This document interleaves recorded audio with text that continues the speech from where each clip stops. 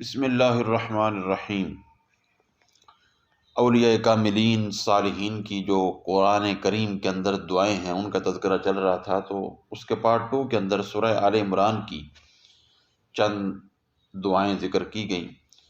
تو سورہ آل عمران میں ہی ایک دعا جو رحمت عالم صلی اللہ علیہ وآلہ وسلم نے تعلیم فرمائی اپنے ایک بڑے جلیل القدر صحابی حضرت معاذ بن جبل کو، جو رزق میں کشادگی کی بہترین دعا ہے، تو آج کی ہماری گفتگو اس دعا کے سلسلہ میں ہوگی۔ حضرت معاذ بن جبل رضی اللہ تعالیٰ عنہ فرماتے ہیں کہ میں ایک دفعہ نماز جمعہ میں شریک نہ ہو سکا۔ حضور رحمت عالم صلی اللہ علیہ وآلہ وسلم نے وجہ دریافت فرمائی،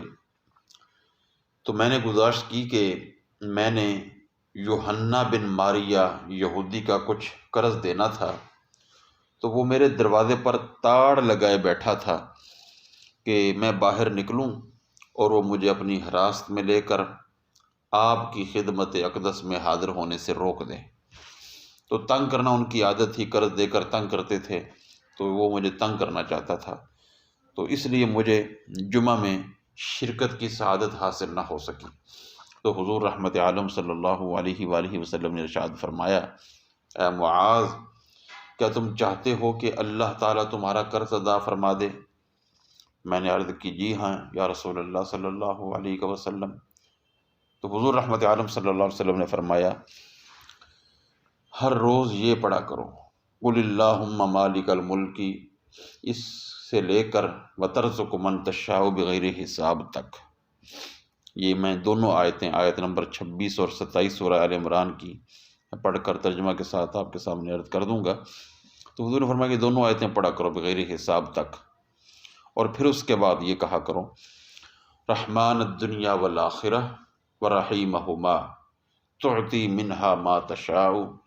وتمنع ما تشاء اقض دینی اقض دینی۔ تو حضور نے فرمایا یہ کہا کرو، اگر تجھ پر زمین کے برابر سونا بھی قرض ہوگا تو اللہ رب العزت ادا فرما دے گا۔ اب وہ دونوں آیات 26 اور 27 سماعت فرمائیں۔ بسم اللہ الرحمن الرحیم، قل اللہم مالک الملک تؤتی الملک من تشاء وتنزع الملک ممن تشاء وتعز من تشاء وتذل من تشاء بیدک الخیر انک علی کل شیء قدیر تولج اللیل فی النہار وتولج النہار فی اللیل وتخرج الحی من المیت وتخرج المیت من الحی وترزق من تشاء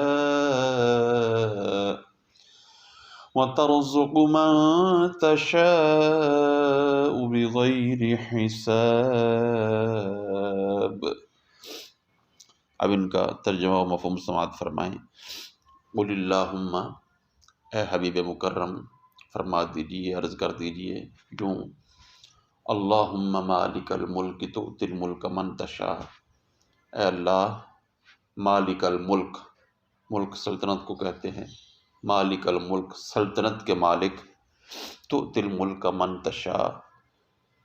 تو عطا کرتا ہے ملک جسے چاہتا ہے، تو جسے چاہے سلطنت عطا کر دے، وتنزع الملک ممن تشاء، اور جس سے چاہے سلطنت چھین لے، ملک چھین لے، وتعز من تشاء، اور تو جس سے چاہے عزت دے، وتذل من تشاء، اور جس سے چاہے ذلت دے، بیدک الخیر،